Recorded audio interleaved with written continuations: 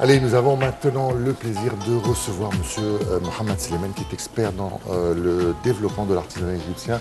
Merci d'abord d'être avec nous aujourd'hui. Alors, c'est vrai qu'il y a beaucoup de gens qui disent que l'artisanat se perd en Égypte, qu'on avait des artisans, qu'on avait des gens qui faisaient par exemple des menuisiers, des ébénistes, des experts en céramique, et que on en trouve de moins en moins. D'abord, est-ce que c'est vrai ou pas? Est-ce que l'artisanat égyptien est toujours présent ou bien est-ce qu'il a tendance à disparaître un petit peu? Tout d'abord, bonjour, je vous remercie de m'accueillir ici. Je dois commencer par présenter mes condoléances au peuple russe pour la catastrophe qui s'est produite il y a quelques jours. Quelque part, ce que vous avez dit est vrai. L'Égypte, pour quelques années, plusieurs années, a témoigné la disparition d'artisans très doués, que ce soit dans le domaine des meubles ou autre. Par contre, il y a presque 10 ans, il y a eu un programme qui a été lancé pour le développement de ce secteur qui était quelque part à l'oubli et qui n'était pas légalement présenté. Nous ne parlons pas d'usine, nous parlons de petites structures qui contiennent 2-3 personnes, donc qui n'ont pas forcément les papiers légitimes pour être part d'un programme de développement ou autre. Et ce programme, il a été mené par le ministère de l'Industrie sous le parasol du Centre de modernisation de l'industrie. Et une équipe a parcouru presque toute l'Égypte. De Damiette jusqu'au oasis de Siwa, d'Alexandrie jusqu'à Haleb et Chalatin, pour d'abord la découverte de toute opportunité qui existe pour représenter encore une fois l'art égyptien qui est représenté en tissu, en menuisier, en céramique, en poterie, quel que soit le produit qu'il nous présente, le développer, leur apprendre sous contexte d'apprentissage ou leur amener des experts du monde entier pour leur donner un savoir-faire encore plus avancé, sans toucher au travail manuel. Et ce travail et cet effort a été lancé tout le long de ces dernières 10 années jusqu'au point où nous avons eu la chance d'avoir un fort support du Premier ministre, ingénieur Ibrahim Mahleb, qui nous a donné une location pour servir à être une location permanente pour présenter le travail de ces artisans. Voilà, pour exposer. Ouais, mais une salle d'exposition. Voilà, une salle d'exposition. Justement, pour connaître, pour aller à l'encontre de ces artisans, il fallait, comme vous l'avez dit, voyager à travers l'Égypte. Fayoum est connu par exemple pour ses poteries, Siwa pour tout ce qui est tissu et étoffe. Est-ce que c'est une bonne chose d'avoir tout regroupé? Voilà, je sais que la structure, là où cette exposition est au centre du Caire, dans le quartier de Mohandessine. C'est pour faciliter aux gens d'aller à la découverte de cet artisanat ou plutôt pour une meilleure exposition en fait aussi pour les artisans? Je veux dire, les deux côtés existent. Quelque part, quand on menait la production de ces gens-là dans une exposition ou autre, que ce soit en Égypte ou ailleurs que l'Égypte, c'était limité à 2-3 jours, le temps que prend l'exposition, et puis chacun revient à point zéro. Ils étaient toujours en train de chercher quelqu'un pour les aider, pour présenter leur travail d'une façon qui attire l'attention du consommateur. On pensait à l'export de leurs produits, mais l'export de leurs produits est très fin et très difficile parce que là, on parle de produits qui sont très distinctifs. Et ce n'est pas une production de masse. Donc là, cet endroit-là qui nous a été offert, quelque part, il réanime encore une fois cette ancienne idée que l'Égypte a et possède une large base de producteurs doués. Ça c'est un. Deuxièmement, nous Égyptiens, nous profitons de cette beauté de ces produits, de la qualité des produits. Et troisièmement, les producteurs eux-mêmes, ils ont un endroit fiable où leurs produits sont mis en valeur. Et encore, ils n'ont pas cette difficulté financière pour créer une vitrine à leur charge. Donc, quelque part, les deux côtés ont été honorés. Gagnant-gagnant. Ouais. Monsieur Mohamed, on se souvient, il y a quelques années, comme ça, d'un président de la République, dont on ne va pas dire le nom, qui était allé dans une tapisserie où on faisait des tapis manuellement et qui leur avait demandé combien est-ce que vous fabriquez de tapis par jour. Alors le tapissier lui avait dit, je ne sais plus, 2 ou 3, fièrement. Il lui avait dit non, il faut moderniser ça, il faut des machines, il faut une production plus grande. Donc on s'était aperçu qu'en fait, il n'y a pas de conscience du travail fait à la main et du travail fait avec des robots ou des machines. Quand est-ce que le gouvernement a pris conscience de ça, de l'importance de l'artisanat et que un tapis ou une mosaïque ou une mashrabia faite à la main qui prend beaucoup plus de temps est certainement beaucoup plus belle que celle qui est faite avec des machines. Vous me rappelez d'une époque qui était vraiment comique. Le gouvernement avait toujours dans ses plans un dossier ouvert pour l'artisanat égyptien. Soi-disant, les quelques années où l'Égypte a connu une certaine perturbation économique, politique et sociale, a mené à un certain délai pour la réalisation de ces plans. Mais je me rappelle en 2005, en 2006, en 2007, en 2008, en 2009, en 2010, il y avait toujours un dossier pour l'artisanat égyptien. C'est vrai que la culture de ces gens-là, qui ont été un petit peu à l'oubli, vous parliez tout à l'heure de Fayoum, Oui. le village de Tunis, par exemple, qui produit des merveilles et des merveilles. Il n'y a pas de service là-bas. Il n'y a pas une atmosphère où les gens peuvent vivre d'une façon où ils peuvent encore aller et faire ce qu'on appelle en anglais l'extra mile. Encore 2-3 pas en avant pour améliorer ce qu'ils font.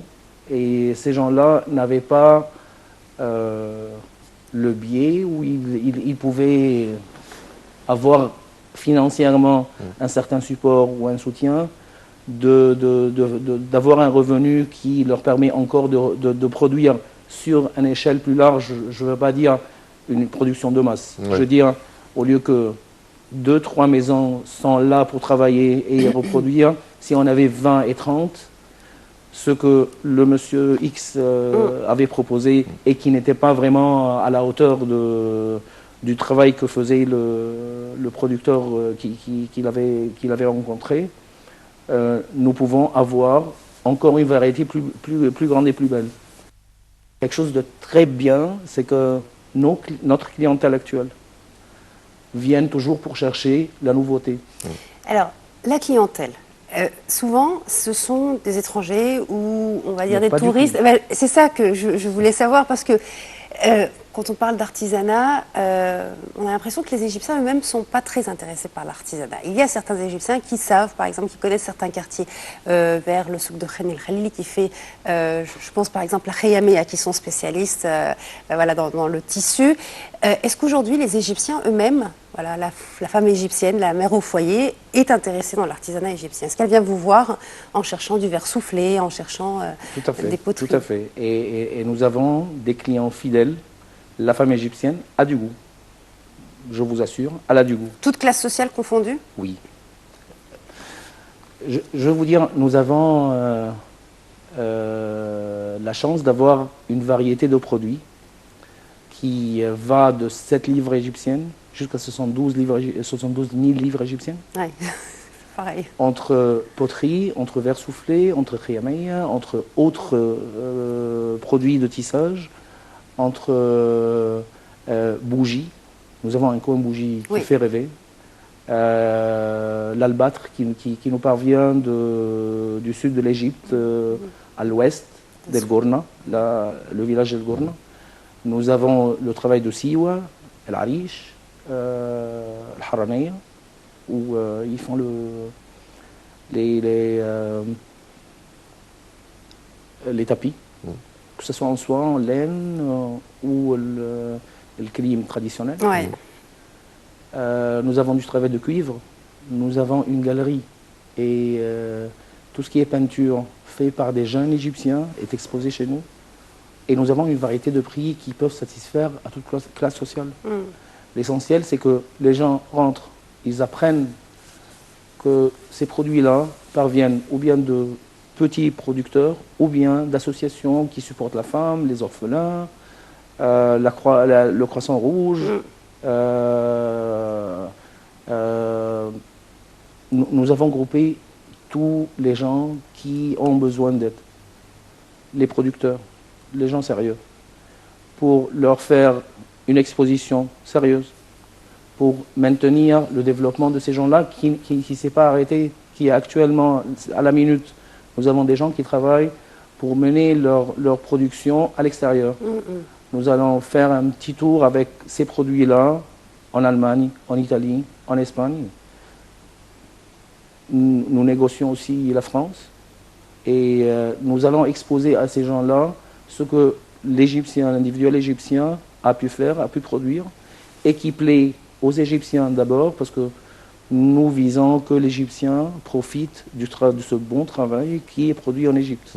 De reprendre la conscience et la confiance que nous avons un travail mené par un gouvernement, quel que soit le nom du ministre ou du Premier ministre ou du président. Nous avons une orientation vers le développement de l'Égypte. Voilà.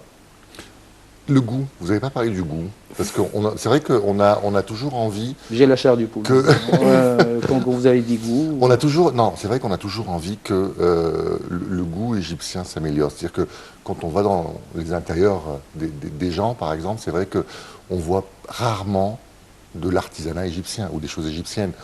On voit des gros meubles, par exemple, des imitations Louis XV ou Nouvel Empire, ou même des choses chinoises, par exemple, des fois qui sont horribles, il faut bien l'avouer, alors qu'on a, nous, un véritable artisanat dans les maisons qui sont en train de se construire, dans tous les projets avec des maisons. C'est vrai qu'il n'y a pas de maison, par exemple, avec le style de Hassan Fathy. Ce sont souvent des maisons un petit peu occidentales, avec des colonnes corinthiennes ou doriques. Donc, c'est ça. Comment ça se fait? Est-ce que on a un problème, nous, Égyptiens? On a un complexe. On se dit que les choses égyptiennes ne sont pas à la hauteur. Comment ça se fait? Pourquoi on a ce goût-là? Nous étions d'abord affectés par une mode dégueulasse. Puis par la baisse des prix des produits de non-qualité. Ouais. Vous avez cité les Chinois, par exemple, avec tout mon respect à la production chinoise qui peut satisfaire à tout budget. Ouais. Chinois et les Turcs aussi. Et par contre, les Turcs ont plus de goût. Voilà. Moi, je ne parle pas de la production, je parle de Voilà. par exemple, les paravents chinois, par exemple. C'est quelque chose qu'on voit quasiment dans toutes les maisons aujourd'hui. Il faut bien avouer quand même que c'est pas super beau, quoi. Il y a des choses qui sont... il y a des produits égyptiens qui sont beaucoup plus beaux que ça. Le consommateur, de toute façon, il va être affecté par ce qu'on lui présente. Oui. Maintenant, c'est un menu. S'il est obligé de choisir parmi des titres qui sont tous qui hors du goût, hors de la qualité, il va essayer de choisir la meilleure. Par contre, si on lui donne un menu bien gracié, où il peut avoir le goût, la beauté, un rappel à ce qu'il était à l'origine, parce que jusqu'à maintenant, nous avons dans notre arrière-pensée comment étaient des maisons à l'époque du noir et blanc. Ouais. Nous l'avons toujours, ça vit dans nous. Par contre, je reviens à ce qu'on disait tout à l'heure, c'est que les manufacteurs doués sont partis. Et malheureusement, il n'y avait pas un relais. Donc maintenant, on est en train de bâtir, encore une fois, une ligne, une deuxième et une troisième, qui peut maintenir ce goût. Le monde entier a été perturbé par une mauvaise mode. Maintenant, nous stabilisons encore une fois et chacun revient à ce qu'il était à l'origine. Le goût que nous avons est un goût supérieur. Et le goût supérieur, nous allons le maintenir. Et je peux vous assurer que si nous avons le droit de classifier les gens de classe B, moins et C, ils sont toujours présents dans cette salle d'exposition à admirer, pas forcément à acheter. Ben, est-ce que justement le facteur prix n'y est pas pour quelque chose? Parce que tu parles du goût, mais c'est vrai que par exemple pour une famille qui doit acheter des meubles, quand elle voit le prix de meubles chinois et de meubles qui sont faits main, voilà, là on va avoir une grosse différence de prix. Est-ce que il ne faut pas aussi essayer de pas de baisser complètement les prix, mais de donner, voilà, les prix soient plus accessibles, parce qu'aujourd'hui le fait main coûte très cher aussi. Théoriquement, vous avez raison.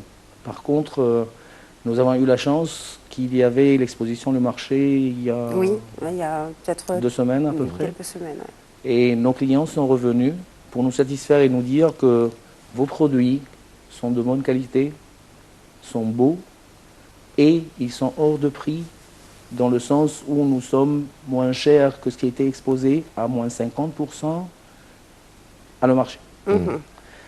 Ça nous a remonté le moral en l'air. Nous étions vraiment flattés par ce qu'on a eu, et aussi nous avons encouragé les gens à encore produire à exposer chez nous. Donc la question de prix n'est pas vraiment ce qui nous inquiète, parce que nos prix sont convenables. Je vous ai dit que nous sommes entre une fourchette très large d'un budget qu'un adolescent peut satisfaire et un budget pour quelqu'un de bien aisé. La question du goût, c'est une question primordiale pour nous. Et nous travaillons là-dessus. Nous avons bâti aussi un système de contrôle de qualité qui va être implanté chez les producteurs pour qu'ils aient cette finesse de produire quelque chose qui est à la hauteur du consommateur. Et autre part, le consommateur maintenant, il est très exigeant. Il ne va jamais accepter quelque chose moins que ce qu'il a déjà reçu, qu'il a déjà vu. C'est vrai que quand on parle d'artisanat, on a parlé de meubles tout à l'heure, on ne peut pas parler de meubles sans évoquer la ville de Damiette. Alors, la ville de Damiette apparemment attire tous les regards. Le président Abdel Fattah al-Sissi en a parlé dans son dernier discours d'ailleurs, qu'il allait faire qu'il allait changer un petit peu Damiette et moderniser, la nouvelle ville de Damiette. Voilà, absolument, la nouvelle ville de Damiette. Alors, comment ça se passe avec les commerçants là-bas? D'abord, est-ce que vous avez des deals avec eux? Il paraît que c'est très difficile de parler de prix avec les gens là-bas. Est-ce que c'est vrai? Ouais, c'est pas juste une apparence, c'est une réalité. Mais la réalité est, cette ville est une ville fascinante. Vous vous baladez en plein jour dans la ville de Damiette, vous n'allez jamais trouver quelqu'un sur un café à perdre son temps. C'est une ville productive à 100%. Là-bas, il y a des meubles qui existent là-bas, parce que la ville de Damiette aussi est une ville qui est très bien connue par la production de ce qui est agroalimentaire, de ce qui est alimentaire, de ce qui est produit laitier. Et jusqu'à présent, le seul fromage à qui on peut faire confiance, c'est le fromage de Damiette. Peut-être c'est un peu tard que le gouvernement a appuyé avec toute sa puissance sur le développement de la ville de Damiette, mais vaut mieux tard que jamais. Nous sommes là-bas. Nous sommes là-bas depuis longtemps, même avant l'annonce de Monsieur le Président. Il est évident que ce qui est annoncé est préservé par un certain travail, une certaine préparation et certains plans. Le directeur du Centre de modernisation de l'industrie, il mène sa vie à Damiette, ça fait un certain temps. Je sais très bien que nous allons avoir beaucoup de produits de Damiette, que ce soit des produits alimentaires ou des produits de meubles. Tout ce qui est menuisier, nous savons que l'Égypte, si l'Égypte exporte des meubles, excessivement de la ville de Damiette. Donc nous allons avoir les deux. Très prochainement, nous allons annoncer cette extension, et je crois que nous allons faire partie fortement de ce bon projet.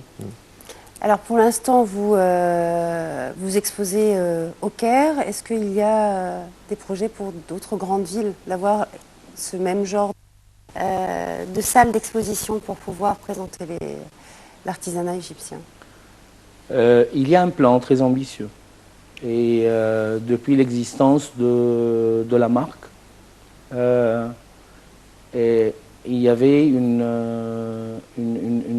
y avait un plan qui va être encore plus, je veux dire,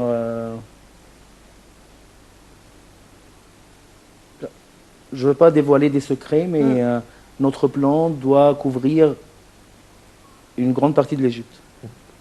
Je veux dire, si nous existons dans le centre-ville, si nous avons la possibilité d'avoir ces produits de toute l'Égypte, nous devons aussi penser à tout ce qui est logistique. Ouais. Toutes les difficultés que peut rencontrer quelqu'un qui vient de l'extrême sud ou l'extrême nord de l'Égypte. Et la centralisation du Caire n'est pas vraiment notre rêve.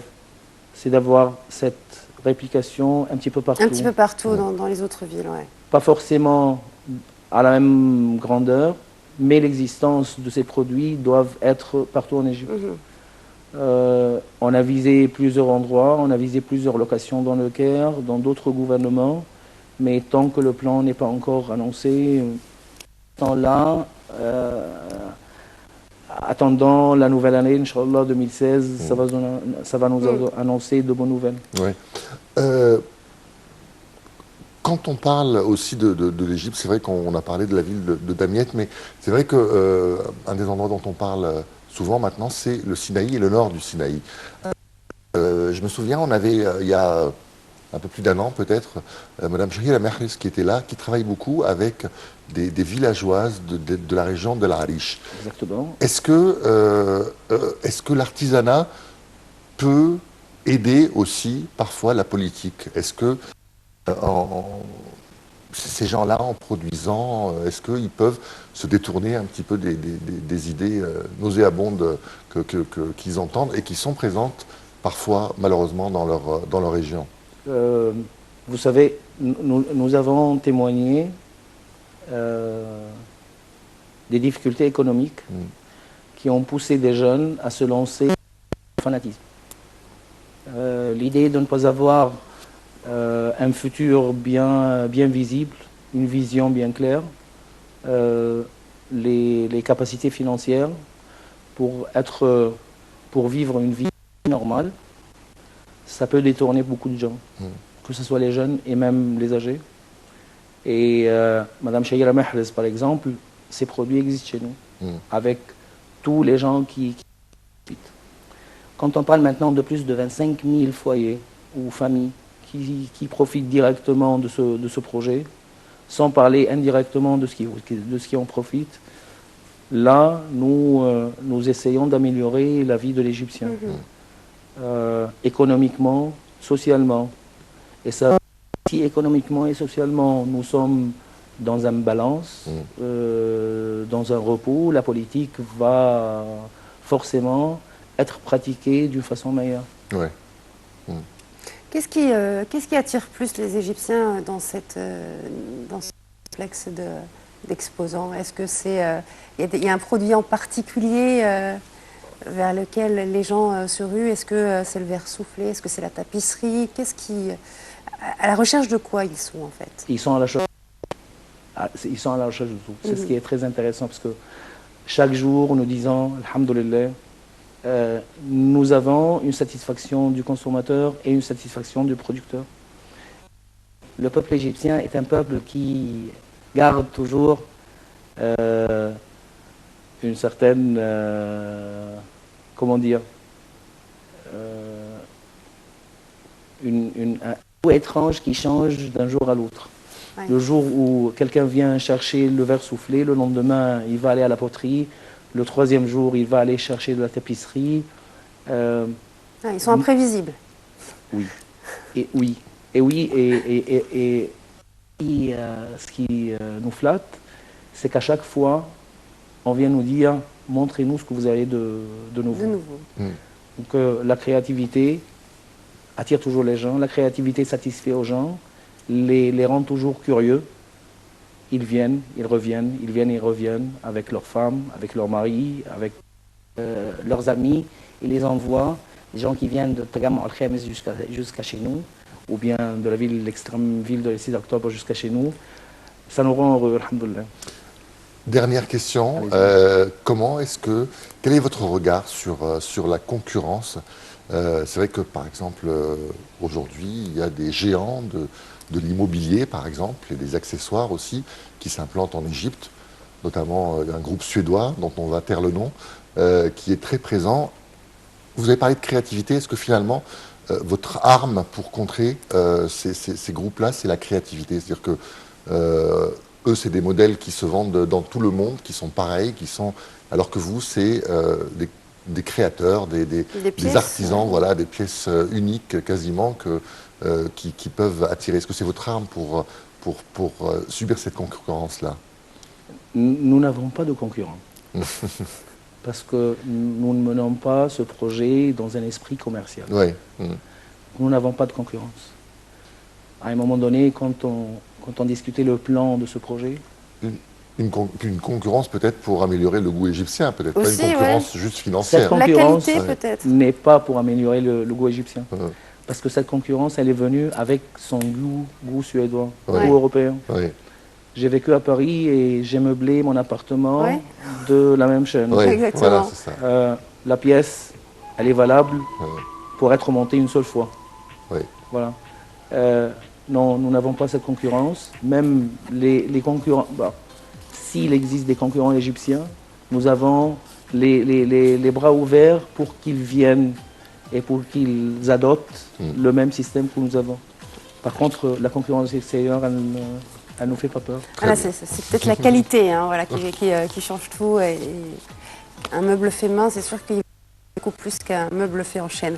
En tout cas, merci beaucoup de nous avoir fait part de votre présence ce matin, monsieur Mohamed Slimane, donc voilà, chargé un petit peu de rendre vivant cet artisanat égyptien. Merci de m'avoir recueilli. Passionnant. Allez, merci à vous d'avoir suivi cette édition de Bonjour l'Égypte. On va se retrouver demain, toujours à la même heure, de 10h30 à 11h30 pour une nouvelle édition. D'ici là, passez une excellente journée.